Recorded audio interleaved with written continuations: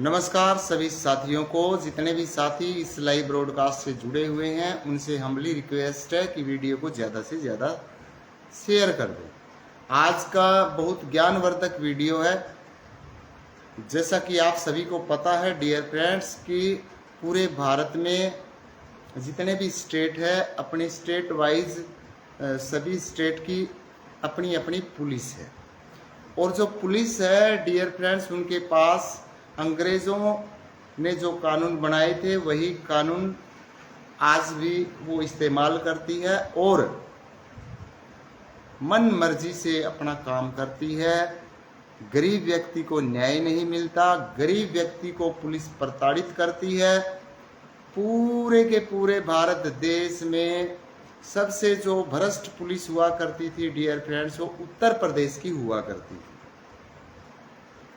क्योंकि उत्तर प्रदेश इतना बदनाम था पूरे देश में कि यूपी के आदमी पे कोई भरोसा नहीं करता था। बट जब से योगी आदित्यनाथ जी उत्तर प्रदेश के मुख्यमंत्री बने हैं वहाँ की पुलिस बहुत ज़्यादा सुधार में आई है। वहाँ की गुंडागर्दी है वो बहुत हद तक ख़त्म हुई है। यहाँ तक कि जो जिन्होंने मायावती की जान बचाई थी ब्रह्मदत्त द्विवेदी, और ब्रह्मदत्त द्विवेदी जो जाति से ब्राह्मण थे उनका मर्डर कर दिया गया था डियर फ्रेंड्स। मायावती उनको न्याय नहीं दिला पाई, लेकिन बाबा योगी आदित्यनाथ ने उसका बदला लिया। तो यूपी के अंदर कानून व्यवस्था में बहुत ज़्यादा सुधार हुआ है, क्योंकि पूरे देश में जितने भयंकर तरीके से शासन चला रहे हैं योगी आदित्यनाथ के मुकाबले में कोई मुख्यमंत्री नहीं है। हालांकि मैं ये मानता हूं कि हरियाणा में भी जो आज एट प्रेजेंट नायब सिंह सैनी जी मुख्यमंत्री हैं बहुत अच्छे से सरकार को चला रहे हैं, बहुत अच्छी कानून व्यवस्था लाने की कोशिश कर रहे हैं। लेकिन फिर भी पुलिस प्रशासन में वो लोग घुसे हुए हैं जो भ्रष्ट हैं, जो सिफारिश से लगे हुए हैं। भूपेंद्र सिंह हुड्डा के गुर्गे बैठे हैं, ओम प्रकाश चौटाला के गुर्गे बैठे हैं डियर फ्रेंड्स। वो लोग आज भी ज्यादती करते हैं, गरीब लोगों को न्याय नहीं देते, गरीब लोगों को वो दबाते हैं। उनकी FIR तक लॉन्च नहीं होती। वो गरीब आदमी कितने दिन खाने में चक्कर काटेगा डियर फ्रेंड्स। इधर से उधर कर देते हैं और गरीब आदमी को घर बैठा दिया जाता है, गरीब आदमी को न्याय नहीं मिलता। वैसे डियर फ्रेंड्स मेरा लगभग 20 स्टेट का घूमने का एक्सपीरियंस है। पिछले 28 वर्षों से मैं देश के अंदर घूम रहा हूँ। 9 स्टेट जो हिंदी स्पीकिंग एरिया है, जहाँ पर हिंदी को बोला जाता है, हिंदी को समझा जाता है, वहाँ तो मैं बहुत गया हूँ। बहुत कॉलेजेस में लेक्चर दिए हैं, इंस्टीट्यूशंस, कोचिंग सेंटर्स, यूनिवर्सिटीज़, बहुत जगह मैं गया हूँ, बहुत लोगों से मिला हूँ, क्योंकि 28 वर्षों का कोई छोटा मोटा एक्सपीरियंस नहीं होता, मैंने देखा है। लेकिन वैसे मैं 20 स्टेट में घूमा हूँ, 20 स्टेट की राजधानियों में मैं गया हूँ, हालात देखे हैं कि कानून किस तरीके से कितना खराब चल रहा है और कोई सुधार नहीं हो रहा। आज भी अंग्रेज़ों के कानून इस देश में काम कर रहे हैं, बदलाव का कोई नाम नहीं ले रहा। बदलाव का नाम अगर कोई ले तो ये नीले झंडे वाले निकल आते हैं, जय भीम, जय भारत, जय संविधान, जय मूल निवासी, ऐसे नारे लगा देते कि डॉक्टर भीमराव अंबेडकर का है संविधान। अरे यार कहाँ कौन समझाएगा तुम लोगों को? क्यों तुम्हारे अकल के ऊपर पत्थर पड़े हैं कि ये सारे जो कानून है, पुलिस के पास जो कानून है, पुलिस ही तो हमारी रक्षा करती है। देश की रक्षा करने के लिए आर्मी है, मिलिट्री है, पैरामिलिट्री है, एयरफोर्स है, नेवी है। अब आर्मी, अगर मेरे गांव में कोई झगड़ा हो गया तो आर्मी थोड़ी आएगी। आर्मी का काम तो है देश की बॉर्डर को सुरक्षित रखना, दूसरे देशों के हमलों से हमारे देश को बचाना। लेकिन अगर हम आपस में लड़ रहे हैं, आपस में कोई दंगा फसाद हो जाता है तो स्टेट की पुलिस आती है और वो पुलिस भ्रष्ट है, क्योंकि बहुत सारे सिफारिश से लगे हुए लोग हैं, वे उनके पास कॉल आ जाता है, वो चाहे सत्ता में न बैठे हों। अब सपोज करें कि अगर किसी व्यक्ति को भूपेंद्र हुड्डा ने नौकरी दी है हरियाणा पुलिस में, अब भूपेंद्र हुड्डा मुख्यमंत्री बेशक न हो, अगर भूपेंद्र हुड्डा का फोन जाएगा तो उसने भूपेंद्र हुड्डा की माननी पड़ेगी। क्यों? उसने वो नौकरी लगा रखा है। तो भाई नौकरी लगा रखा है तो इसका मतलब ये थोड़ा ही है कि आप भूपेंद्र हुड्डा के लिए काम करते हैं या जनता के लिए काम करते हैं। आपको जो सैलरी मिलती, जो तनख्वाह मिलती है, वो जनता के टैक्स से जो पैसा कटता है वहां से सैलरी आती है। भूपेंद्र हुड्डा के घर से, ओम प्रकाश चौटाला के घर से आपको सैलरी नहीं मिलती, आपको सैलरी सरकार देती है, और सरकार की जो आमदनी है वो पैसा पूरा का पूरा जनता से जाता है। इसीलिए you are a public servant, आप पब्लिक के नौकर हैं, पब्लिक के मालिक नहीं है। बट आप तो पब्लिक के मालिक बनकर बैठ गए, आप भोले भाले लोगों को डरा देते हैं।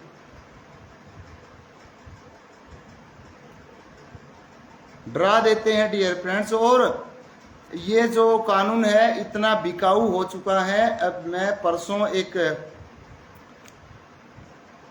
खबर पढ़ रहा था कि एक व्यक्ति जिसका नाम गोपी था, रेप किया गोपाल ने, पुलिस ने पकड़ लिया गोपी,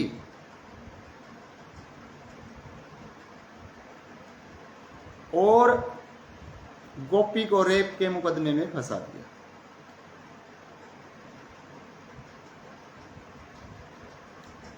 वकील ने पैसे खाए, पुलिस ने पैसे खाए, जज ने पैसे खाए, और उस गोपी की बेचारे की उम्र कैद हो गई। लेकिन गोपी हार मानने वाला नहीं था। उसने जेल में बैठे ने आरटीआई लगाई, मामला जेल में ही निकलवाया, जेल से ही उन्होंने हाई कोर्ट में अपील की, और 2-3 साल के बाद वो बरी हो गया। बरी होते ही वो जेल से बाहर आ गया। बाहर आते ही डियर फ्रेंड्स, अब उस गोपी ने 200 करोड़ रुपए का क्लेम कर दिया। 200 करोड़ यानी कि 2 अरब रुपए का क्लेम कर दिया, और पार्टी बनाई पुलिस, वकील और जज कि इन तीनों ने मिलकर मेरी जिंदगी को बर्बाद किया है, मुझ पर झूठा बलात्कार का आरोप लगाकर उम्र कैद की है, मैं कहीं उठने बैठने लायक नहीं छोड़ा, लोग मुझे रेपिस्ट की नज़र से देखते हैं और मुझे 200 करोड़ रुपए चाहिए। अब वो मुकदमा उसने फाइल कर दिया। ये है देश के कानून के हालात कि यहाँ जज भी बिक जाते हैं, वकील बिक जाते हैं, पुलिस बिक जाती है। और आज से नहीं, जब से ये कानून बने हैं तब से ऐसा ही चलता आ रहा है।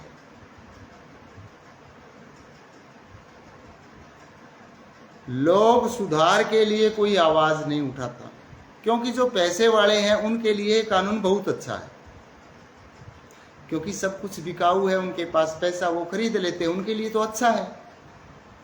बट गरीब आदमी कहाँ जाएगा? गरीब आदमी कहाँ जाएगा? उसके पास तो तारीख पर पहुंचने के लिए किराया तक नहीं होता। वो किसको खरीद लेगा? अमीर आदमियों के लिए बड़ा अच्छा कानून है। आजकल तो जाने की जरूरत भी नहीं है, यूपीआई है, फोन पे कर दिया, गूगल पे कर दिया, पैसे पहुंच गए, बे अगली तारीख ले लेना। तारीख पे तारीख मिलती रहती है और लोग ऐसे ही बच निकलते हैं। 1.5 महीने पहले इलाहाबाद हाई कोर्ट, एक लखन नाम का व्यक्ति, उसका पढ़ लेना। आप ये मत सोचना कि मैं वैसे बोल रहा हूं, क्योंकि मैं तो स्टडी करता हूं केसों की।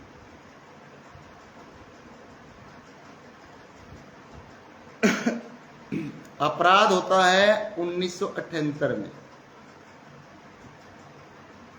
किसी का मर्डर हो जाता है 1978। 5 साल तक डिस्ट्रिक्ट एंड सेशन कोर्ट में मुकदमा चलता है, और 5 साल में डियर फ्रेंड्स मुकदमे का फैसला क्या आता है कि लखन को आजीवन कारावास की सजा हो जाती है, उम्र कैद हो जाती है। उम्र कैद हो गई 1983 में, पता नहीं 82 में, 82 या 83।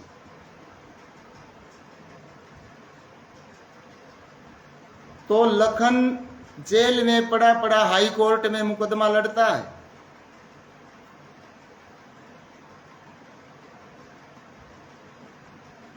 दो 2025 में जाकर, हाँ, ये घटना 1977 की थी डियर फ्रेंड्स, 1977 की। 2025 में लखन को हाई कोर्ट बाइज्जत बरी कर देता है, यानी कि कुल मिलाकर वो मुकदमा 48 साल तक चला। 48 साल बाद कोर्ट ने कहा कि लखन निर्दोष है, इसे बाइज्जत बरी कर दिया जाए। और यह तो मालिक का शुक्र है कि लखन की उम्र आज की डेट में 103 साल है, कि वो कम से कम अपने जीते जी अपने आप को निर्दोष साबित देख पाया। नहीं, 103 साल की उम्र कहां जाती है आजकल।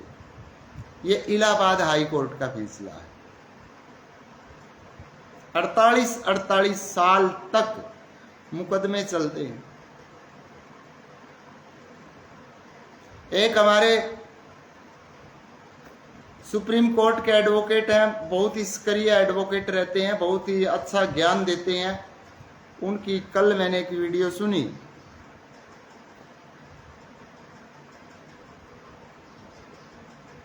अश्वनी कुमार उपाध्याय, अगर आपने भी सुना कभी उनकी वीडियो आपके सामने आई हो तो, अश्वनी कुमार उपाध्याय, उनकी वीडियो सुनी कि एक व्यक्ति 40 वर्षों से तारीख भुगत रहा है, 40 साल हो गए।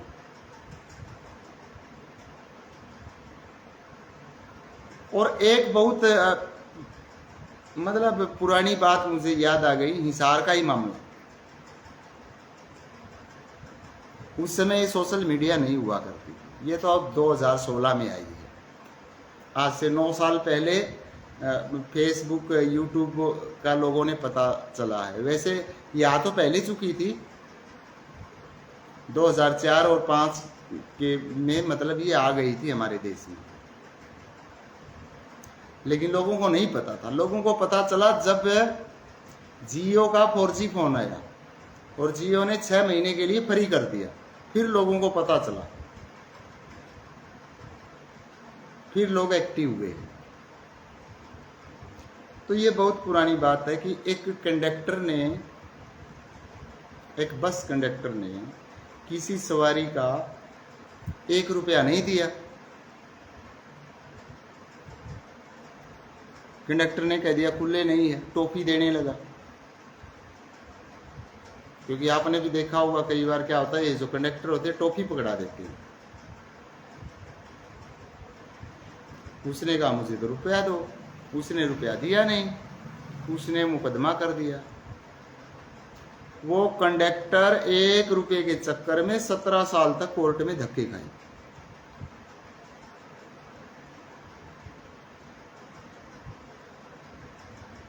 तो साथ में धक्के उस 1 रुपये वाले ने भी खाने पड़े। मतलब कैसा कानून है ये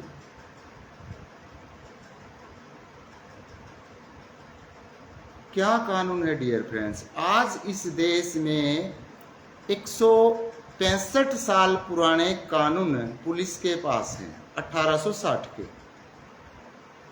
वही कानून आज देश में चल रहे हैं जो 1857 की क्रांति के बाद 1858 में जिस समय भारत की बागडोर ब्रिटेन की महारानी ने अपने हाथों में ले ली थी और उसने कहा कि अलग से कानून बनाओ और इन लोगों को रोको, किसी भी तरीके से पुलिस को अथॉरिटी दो। 1860 हर कानून के आगे आपने 1860 लिखा मिलेगा। फिर यहाँ जय भीम जय भारत क्यों लिखते हो भाई, क्यों लिखते हो? डॉक्टर भीमराव अंबेडकर तो पैदा भी नहीं हुए थे। ये जब कानून बने उनके 31 साल बाद तो उनका जन्म हुआ था। तो तुम्हें कौन समझाएगा यार, क्यों समझ में नहीं आती यार? क्यों आप इन कानूनों के खिलाफ खड़े नहीं होते? कब तक आप पिसते रहोगे इन कानूनों में? आप क्यों नहीं कहते कि ये कानून बदलो, कोई रूपरेखा नई तैयार हो? भाई कोई अपराध है, कैसा अपराध है, उसकी समय सीमा निर्धारित करो कि इसको कानून का 1 साल में फैसला हो जाना चाहिए। अगर ये धाराएं हैं तो 6 महीने में फैसला हो जाना चाहिए। ज़्यादा से ज़्यादा 1.5 या 2 साल में चाहे कितना भी संगीन जुर्म हो फैसला हो जाना चाहिए। लेकिन नहीं हो रहा। क्यों? क्योंकि जनता आवाज नहीं उठा रही। जो गरीब तबके के लोग हैं इनके आंखों के ऊपर पट्टी बांध रखी है कि बाबा साहब का संविधान है, बाबा साहब के कानून है। ये तो इन्हें लोग ये नहीं बताते कि बाबा साहब के कानून नहीं भैया, ये अंग्रेजों के कानून है, कोई नहीं बताता। अरे ये तो पढ़े लिखे हैं तो ये नहीं बताते तो आप भी तो देख सकते हैं कौन सा कानून है ये। एक 751 का मुकदमा बनता है डियर फ्रेंड्स। पुलिस के पास फुल्ली अथॉरिटी है, किसी के ऊपर भी 751 का मुकदमा बनाएगी और हवालात में बंद कर देगी। ये अंग्रेजों ने बनाया था, आज भी चल रहा है। क्योंकि अंग्रेजों ने इसलिए बनाया था क्योंकि लोग क्रांति करने लगे थे, देश की आज़ादी की मांग करने लगे थे। तो अंग्रेजों ने कहा कि जिसके ऊपर थोड़ा सा भी शक हो ना उसको उठाओ, हवालात में बंद कर दो, कोर्ट के सामने पेश कर दो, अगला काम कोर्ट का है। वही कानून आज 751 में चल रहा है। पुलिस किसी को भी उठाएगी, 751 का फर्जी मुकदमा बनाया, हवालात में बंद कर दिया, कोर्ट के आगे पेश कर दिया। फिर जमानती ढूंढो, शनाख्ती ढूंढो, वकील ढूंढो, बेवजह की सरदर्दी, बेवजह की इंसल्ट, अपमान।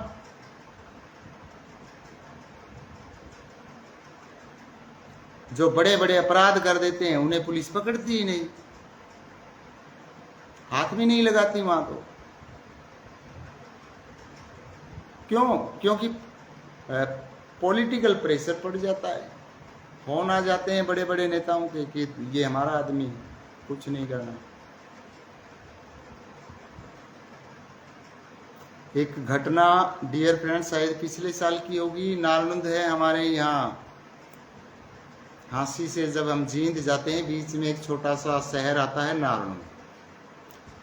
जब हम नारनंद से ऑन रोड जींद की तरफ चलेंगे तो मेन रोड के ऊपर एक गांव आता है राजथल, रथड़ बोलते हैं हरियाणवी भाषा में, एक्चुअली में वो उसका नाम है राजथल गांव है। राजथल गांव में क्या होता है कि एक शेड्यूल कास्ट एससी का लड़का था, चमार जाति का। उसने एक जाट की लड़की से लव मैरिज कर ली।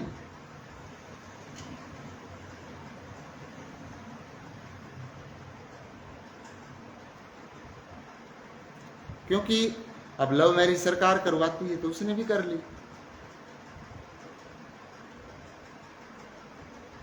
नहीं, 1 साल से तो ज्यादा हो गया। उस समय खट्टर थे मुख्यमंत्री, 2 साल के करीब हो गई ये बात। 3 भी हो सकती है, 2.5 तो है ही है। क्योंकि मुझे ध्यान आया कि नायब सिंह सैनी मुख्यमंत्री नहीं थे, खट्टर जी थे उस समय। तो जो राजस्थल से जो एससी का लड़का था डियर फ्रेंड्स, उसका कत्ल इतने बेरहमी से किया गया था कि उसके टुकड़े टुकड़े कर दिए। उसका अपराध ये था कि उसने किसी जाट लड़की से लव मैरिज कर ली। अब ये घटना झूठी तो है नहीं, क्योंकि मैं यहां बैठकर झूठ बोल दूं, मेरे पास इतनी अथॉरिटी नहीं भाई। कोई भी मुझ पर मुकदमा बनवा देगा कि ये तो झूठ बोल रहा है। ये तो है नहीं कि मैं कोई पर्सनल वीडियो बना रहा हूं, मैं पब्लिक में बोल रहा हूं। राजस्थल के लोग भी सुनेंगे, जिन्होंने उसका कत्ल किया वो भी सुनेंगे। तो डियर फ्रेंड्स, वो जो डेड बॉडी थी, dead body civil hospital Hisar में पोस्टमार्टम के लिए चली जाती। 10-12 दिन तक धरना दिया, आरोपी गिरफ्तार नहीं हुए, पुलिस नहीं उठी। फिर जो मनोहर लाल खट्टर जी हरियाणा के मुख्यमंत्री थे, वो उनका आना था यहाँ पे चौधरी चरण सिंह कृषि विश्वविद्यालय हिसार, जो हिसार कोर्ट के पास है, वो बालसमंद रोड के ऊपर विश्वविद्यालय, वहाँ आना था। मनोहर लाल खट्टर जी को काले झंडे दिखाए गए। वे इतनी खबर मेरे पास है, उससे आगे क्या होता है, वो अरेस्ट होते हैं या नहीं होते मुझे नहीं पता, क्योंकि मैं जितनी बात होती है उतनी ही बताता हूं। अब एक बात देखिए, लव मैरिज कर ली, लड़के का को काट देते हैं, टुकड़े टुकड़े कर देते हैं, लड़की का भाई।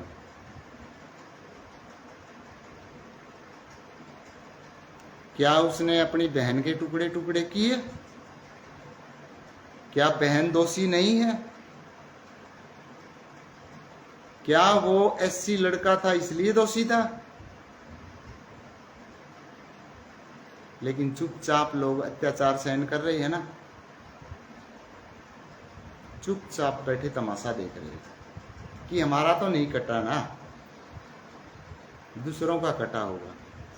इसी तरह आप बारी बारी काट दी जाओगे। ये इस भारत के देश के लोगों के डीएनए में सबसे बड़ी कमजोरी यही है कि मेरा तो कुछ नहीं बिगड़ा ना, किसी का बिगड़ा हुआ, किसी का लड़का कटा हुआ, मुझे क्या पड़ी। भैया देखते रहो तमाशा, बारी तुम्हारी भी आएगी, तुम्हारी भी बारी आनी है। तुम कहां जाओगे? आज वो कटा है, कल तुम भी कटोगे। मेरे साथ मेरे गांव के लोगों ने अत्याचार किया,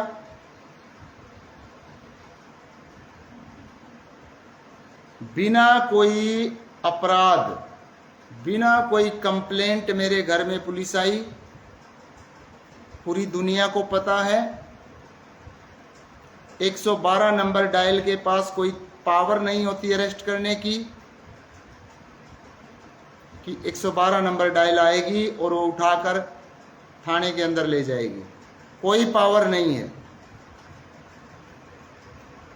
कोई कानून नहीं है ऐसा कि 112 नंबर डायल में ऐसा कोई अधिकार हो 112 नंबर डायल पे।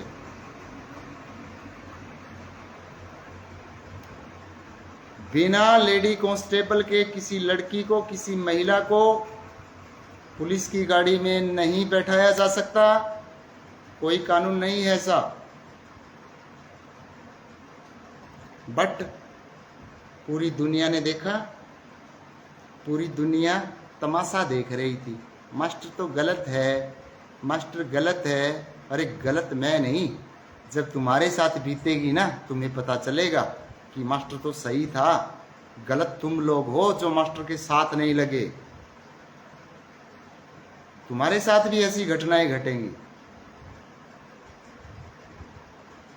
मैं तो फिर भी लड़ रहा हूं, मेरा साथ नहीं दे रहे, मत देने दो। मुझे पता है अकेले ही चलना होता है, अकेले ही चलना पड़ता है। किसी ने, एक बंदे ने भी ऐसा बोला कि भाई एक लड़की को पुलिस नहीं उठा के ले जा सकती अगर महिला कांस्टेबल नहीं है तो। दूसरी बात की शिकायत ही नहीं है तो मतलब ही नहीं बनता। जब हमारे गांव वालों की सदर थाना हिसार में कोई कंप्लेंट नहीं है तो मेरे घर पुलिस आकर मुझे कैसे उठा कर ले गई? लेकिन लोगों ने तमाशा बनाया, लोगों ने तमाशा देखा, जिसमें डियर फ्रेंड्स 3 तो महिलाएं शामिल। सुने ध्यान से, 14 आदमी हमारे गांव के, 18वां व्यक्ति नैना गांव से भूपी गणगस। न्याणा गांव के व्यक्ति ने क्या जरूरत पड़ गई भाई हमारे घर पुलिस बुलाने की? हमारे गांव में कोई मोबाइल फोन नहीं था, या वो ज्यादा बड़ा शहर था। वो जंगबीर हुड्डा ने 112 नंबर पर कॉल की, मैं नंबरदार हूं, उसके पास फोन नहीं था। अपना फोन तक इस्तेमाल करने की हिम्मत नहीं पड़ी उसकी, फोन नहीं था उसके पास। हमारा इतना बड़ा गांव, किसी के पास फोन नहीं था। नैना गांव वाले में ज्यादा हिम्मत आ गई कि फोन निकाल कर देता है, पुलिस बुलाओ। फिर क्या उखाड़ लेगी पुलिस? ये लड़ाई डियर फ्रेंड्स मैं लड़ूंगा। फिर जब इन्वेस्टिगेशन होती है, 7 जिन्हें हम बोलते हैं शेड्यूल कास्ट,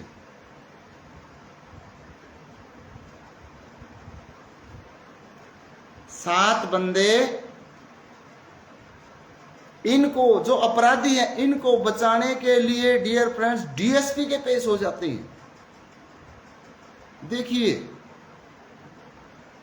पवन एलावत जी, हाल बहुत ठीक है। वैसे आपको हाल दिखाई दे रहा है कि एक लड़ाई लड़ रहे हैं 7 व्यक्ति जिन्हें यूट्यूब की स्पेलिंग नहीं आती, फेसबुक की स्पेलिंग नहीं आती, अंग्रेजी पढ़नी नहीं आती। हम क्या काम करते हैं इन लोगों को पता ही नहीं। मेरा नेटवर्क कितना है इन लोगों को पता ही नहीं। बात क्या है इन लोगों को पता ही नहीं। सीधे ही झूठी स्टेटमेंट डीएसपी ऑफिस में जाकर दे देते।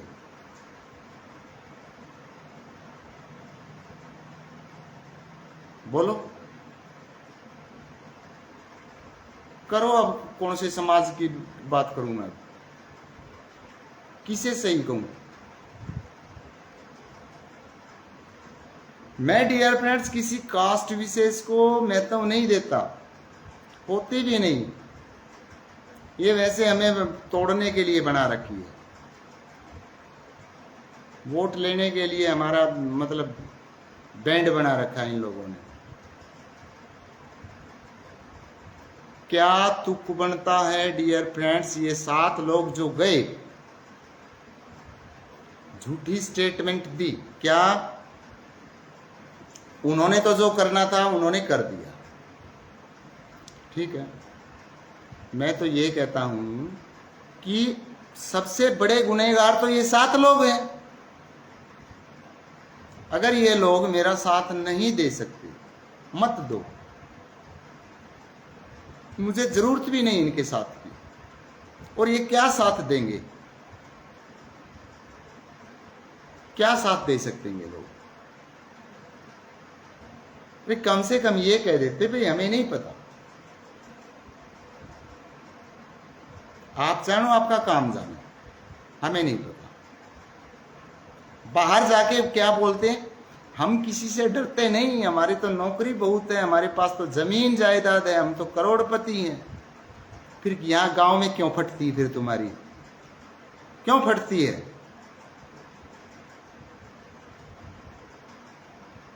मैं भी तो होऊंगा, मेरा उखाड़ लो, क्या उखाड़ोगे? तुम मेरा साथ नहीं दे सकते तो तुम मेरे खिलाफ जाकर मुझे ही फंसाओगे। महीने में 3-3 तारीखें भुगत रहा हूं इन 7 लोगों की वजह से, और ये लोग मेरी सजा करवाने पर तुले हुए हैं।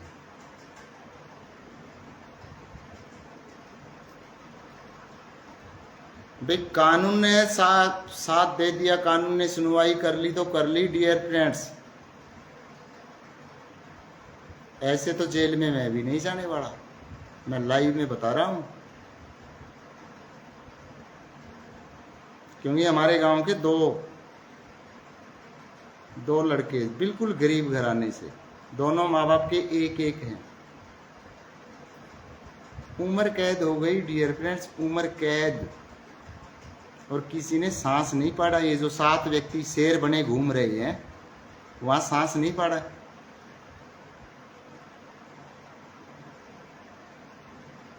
हिम्मत नहीं पड़ी। और हम लाइव में बोलने की हिम्मत रखते हैं, कोर्ट में बोलने की हिम्मत रखते हैं।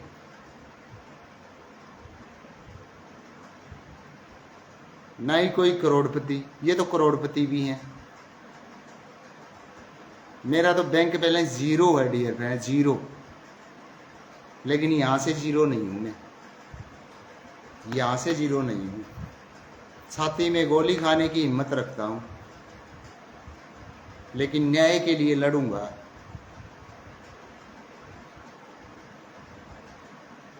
इसमें मैं किसी कास्ट विशेष को प्रमोट नहीं करता, मुझे कोई भी जाति अच्छी नहीं लगती।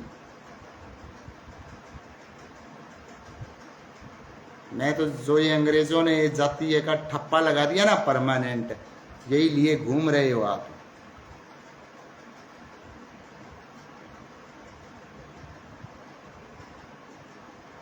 और पढ़े लिखे लोग जातिवाद फैला रहे हैं,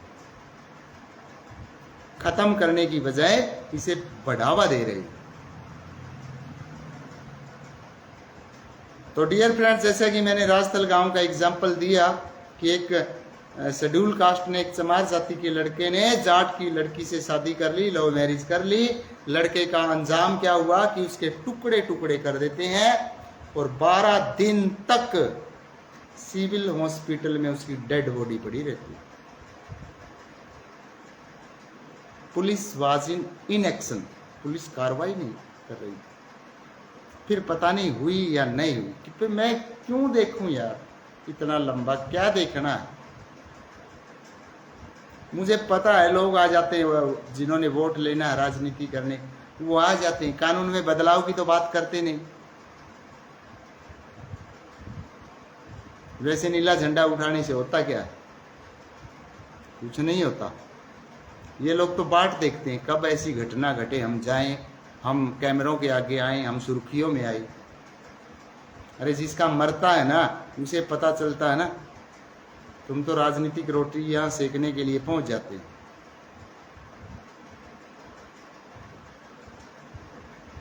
यहाँ पर भी डियर फ्रेंड्स बात सिर्फ कास्टिज्म पर नहीं। देखो, हमारे गांव में एक शेड्यूल कास्ट है, समारोह का लड़का है, जाट की लड़की से शादी कर रखी है। उसके टुकड़े टुकड़े करके दिखा दो ना कोई, किसी में दम है तो करो ना टुकड़े टुकड़े। क्यों? क्योंकि उसकी बैक है, उसकी 1.5 लाख रुपए सैलरी है, लड़के की तनख्वाह लेता 1.5 लाख रुपए।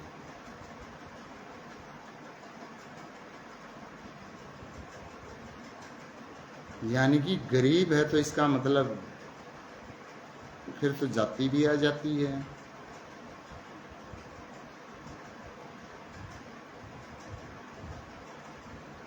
पता नहीं ये देश कब सुधरेगा कब नहीं सुधरेगा डियर फ्रेंड्स, बट आप कम से कम ये तो आवाज़ उठाओ कि ये अंग्रेज़ों के कानून तो हटा दो यहाँ से। ये जो पुलिस है जो गरीबों के साथ एक बदसलूकी का व्यवहार करती है, उन्हें न्याय दिलाने की बजाय उन्हें ही डराती और धमकाती है, उन्हें ही 182 का रौब दिखाती है। 182 लगा देंगे, ये कर देंगे। डियर फ्रेंड्स, मेरे ऊपर भी लगा रखी है। हिसार के डीएसपी कप्तान सिंह ने मेरे ऊपर 182 लगा रखी है। कोर्ट में केस है।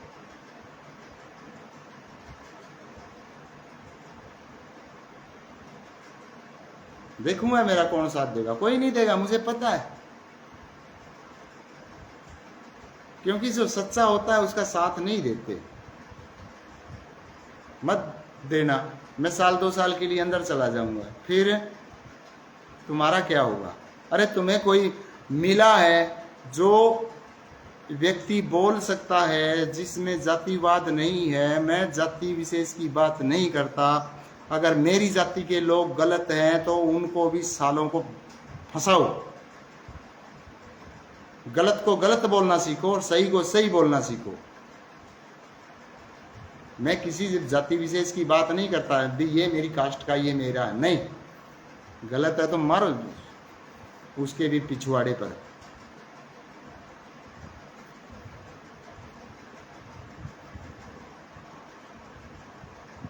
मैं डियर फ्रेंड्स, मैंने बहुत देखा है। मेरी जितनी भी वीडियो अच्छी है मैं देखता हूँ कि कोई मेरा बिल्कुल ही क्लोज साथी है, मतलब बहुत ही घनिष्ठ साथी होगा तो शेयर कर देता है, अदरवाइज मेरी वीडियो को शेयर तक नहीं करते।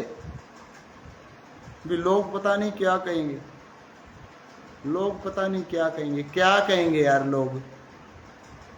क्या उखाड़ लेंगे लोग तुम्हारा? लोगों से क्यों डरते हो? क्या कहेंगे लोग?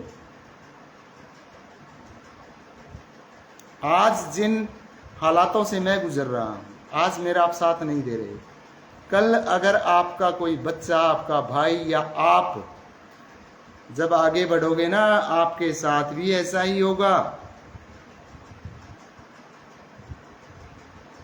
मैं कास्ट विशेष की बात भी नहीं कर रहा डियर फ्रेंड्स। मैं आपको जैसे हरियाणा की बात करता हूं। मैं अब हरियाणा में, मतलब हरियाणा को कुछ साल पहले जाटलैंड बोला जाता है। जाटलैंड, क्योंकि हरियाणा के जितने भी मुख्यमंत्री रहे हैं लगभग जाटों ने हरियाणा के ऊपर शासन किया। और जितनी भी हमारी एग्रीकल्चर की लैंड है, यानी कि जो खेती बाड़ी की भूमि है, ये भी जाटों के पास है, इसलिए जाटलैंड हो गया। ये जिनका मन करे बंदी कर देते हैं भाई। क्यों? जमीन जायदाद के मालिक ये हैं।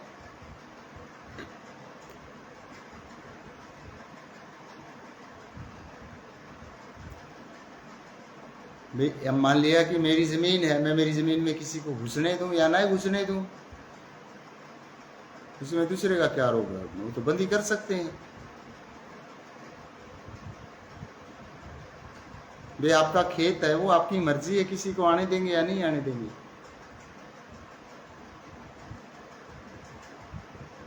ये आपका अधिकार है, मैं ये नहीं कहता, क्योंकि वो आपका खेत है, आपका घर है, आपकी जमीन है, आपकी मर्जी है। आप किसे अपने घर आने देंगे, किसे आप अपने घर में आने से मना करेंगे।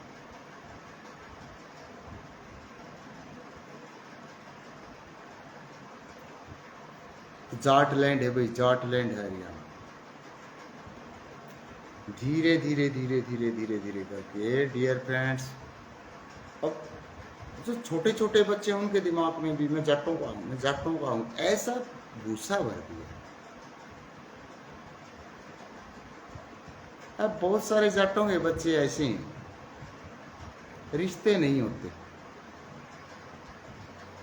कोई छत्तीसगढ़ से लेकर आता है, कोई उड़ीसा, आंध्र प्रदेश तक चले गए, यूपी बिहार को छोड़िए, आंध्र प्रदेश तक जा पहुंचे। क्यों? क्योंकि जमीन नहीं है। अब ये रबड़ तो है नहीं कि बढ़ जाएगी, ये तो उतनी ही रहनी है। कुनबा बड़ा हो जाता है, जमीन घटती जाती, फिर रिश्ते होने बंद, फिर भागते हैं, कोई यूपी में, कोई बिहार में, कोई छत्तीसगढ़ में, कोई झारखंड में, कोई उड़ीसा में, कोई आंध्र प्रदेश में, जैसे तैसे करके अपना जुगाड़ करते हैं। फिर यहाँ इतना शेर बनने की क्या जरूरत है कि जाट लैंड है ये तो।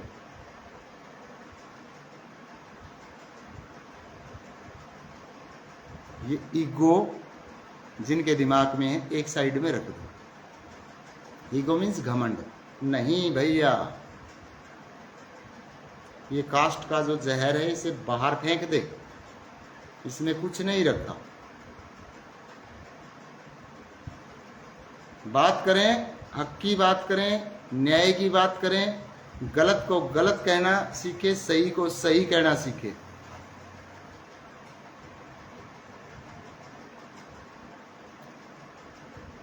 एज मास्टर सुखविंदर को काशी, जैसा मैं कहता हूं, मैं सही को सही कहूंगा, चाहे उसकी कास्ट कुछ भी है। मैं पहली बात तो मैं किसी की कास्ट पूछा ही नहीं करता, क्योंकि कास्ट को मैं मानता ही नहीं, कास्ट होती ही नहीं। ये हमारा दुर्भाग्य है कि अंग्रेजों ने हमारे परमानेंट लिख दिया नाम के पीछे, ये जाति है, ये जाति है। जाति का जो कॉलम देने वाले हैं वो अंग्रेज हैं। ये लोग जो ब्राह्मणों को गाली बकते हैं ना, ब्राह्मणों ने ये कर दिया, ब्राह्मणों ने जाति बना दी, ये कर दिया, वो कर दिया, ये सारे झूठे हैं, झूठे टोटल। मेरे सामने बैठा देना किसी को भी, ये समाज को तोड़ने का काम करते हैं, ब्राह्मणों को बदनाम करते हैं। ब्राह्मणों ने भैया किसी की जाति ये नहीं लिखी कि तेरी जाति ये है और तू ये ही रहेगा, कहीं नहीं लिख रखा इन्होंने कि मनुस्मृति में ये लिखा है, मनुस्मृति में ये लिखा है। बाबा साहब ने मनुस्मृति जला दी। बाबा साहब ने तो ये भी कहा था कि मैं 15 साल तक मैक्स मुल्लर की लिखी हुई किताबें पढ़ता रहा, और मैक्स मुल्लर ने ही उस मनुस्मृति की ऐसी तैसी की थी। वो बात तो ये बताते नहीं, सिर्फ इतना बताएंगे बाबा साहब ने मनुस्मृति का दहन कर दिया, मनुस्मृति जला दी, ब्राह्मणवाद को खत्म कर दिया। बाबा साहब ने ब्राह्मणवाद को खत्म किया था? बाबा साहब ने तो ब्राह्मण की लड़की से शादी की थी। वो कब खिलाफ थे उनके? तुम क्यों दुष्प्रचार करते हो? बाबा साहब ने इतनी नफरत नहीं थी जितनी नफरत आप फैला रहे हैं। ब्राह्मणों से बाबा साहब को कोई नफरत नहीं थी, नहीं तो ब्राह्मण की लड़की से शादी थोड़ी करते। जो बाबा साहब का मकान है, जिस मोहल्ले में है, हुआ करता था, आप क्या सोचते हैं कि सलम बस्ती में था, गंदी बस्ती में बाबा साहब का मकान था, ब्राह्मणों की बस्ती में मकान था बाबा साहब का? यहाँ लोगों को, भोली भाली जनता को क्यों गुमराह करते हो नीले झंडे वालों? सच बताना शुरू कर दो। क्यों इन्हें पिटवाते हो? तुम तो अपनी राजनीतिक रोटियां सेकते हो। उठाया नीला झंडा, नीले अंगोछे लपेटे चल पड़े। सच बताना सीखो ना, सच क्या है। जिस दिन आप सच बताना शुरू करेंगे, जनता जागरूक होगी, जनता इन कानूनों के खिलाफ आवाज उठाएगी कि इन कानूनों को हटाओ, ऐसे कानून बनाओ जिससे गरीब को न्याय मिले। अगर कोई पुलिस अधिकारी गलत करता है, रिश्वत लेता है, उसको टर्मिनेट करो, डिपार्टमेंट से निकालो, और जितनी सैलरी उसने ले रखी है उसकी वो सैलरी भी पिछली वापिस जमा करा भाई सरकारी अकाउंट में। जो जज रिश्वत लेते हैं उनको फांसी की सजा का कानून होना चाहिए। उठाता है कोई आवाज? ये जो पॉलिटिशियंस है, जो राजनेता, ये लिख देंगे, जब मीडिया किसी पुलिस वाले के खिलाफ आवाज उठाएंगे तो ये बोल देंगे सस्पेंड कर दो, सस्पेंड कर दो। सस्पेंड से होता क्या है? होता क्या है सस्पेंड करने से? मान लिया कोई पुलिस अधिकारी अफसर है, उसको सस्पेंड कर दिया, आधी से तनख्वाह उसे घर बैठे मिलेगी। मान लिया वो 2 साल सस्पेंड रहा, आधी सैलरी तो उसे मिलती रहेगी घर बैठे। और जो आधी सैलरी है, जब वो 2 साल के बाद बहाल हो जाएगा, वो ज्वाइन करेगा, तो वो जितने पैसे इकट्ठे हुए उसके आधी सैलरी के, वो सारे के सारे उसे मिल जाते हैं। फिर सस्पेंड का उससे डरेगा कौन भाई? कौन डरेगा? उसको तो फायदा हो गया कि उसके पैसे इकट्ठे हो गए, पैसे इकट्ठे मिल गए, उसने 2 साल ड्यूटी भी नहीं करनी पड़ी, तनख्वाह पूरी की पूरी मिल गई। बताओ उसका बिगड़ क्या गया? तो ये सारी बेवकूफ़ बनाने वाले रूल हमारे देश में चल रहे हैं। डियर फ्रेंड्स, जो समझदार व्यक्ति है वीडियो को शेयर कर देना, नहीं तो डियर फ्रेंड्स इसी तरीके से आप लूटते पिटते रहोगे। आज आप पिट रहे हैं, कल आपकी आने वाली पीढ़ियां पिटती रहेंगी। जब तक बदलाव नहीं होगा कुछ नहीं हो सकता। आवाज़ उठाने के लिए आपके बीच में भेजा है इस यूनिवर्स ने मास्टर सुखविंदर खोखा को। कानून की स्टडी मैं करूंगा, कहाँ कमी है कहाँ त्रुटि मैं बताऊंगा। ऐसा मत समझना कि मास्टर सुखविंदर खोखा ने सिर्फ नाटक बनाए हैं या मैं सिर्फ आपने मीडिया के उन पे देखा हूँ। हरियाणा में सबसे एक्सपीरियंस्ड व्यक्ति मैं हूँ। सबसे ज़्यादा बच्चे पढ़ाने का रिकॉर्ड मेरा है। सबसे ज़्यादा अध्यापकों को ट्रेंड करने वाला मैं हूँ। सबसे ज़्यादा नर्सों को ट्रेंड करने वाला व्यक्ति मैं हूँ। और डियर फ्रेंड्स, राजनीति शास्त्र, पॉलिटिकल साइंस, जिसमें राजनीति का अध्ययन होता है, दो अलग अलग विश्वविद्यालय से मास्टर डिग्री हासिल करने वाला हरियाणा में अकेला मैं, और दूसरा नहीं है। फिर भी आप विश्वास नहीं करते, भी मत करो, फिर तो तुम्हारा कोई कुछ नहीं कर सकता। इन्हीं बातों के साथ डियर फ्रेंड्स, जय हिंद, जय भारत।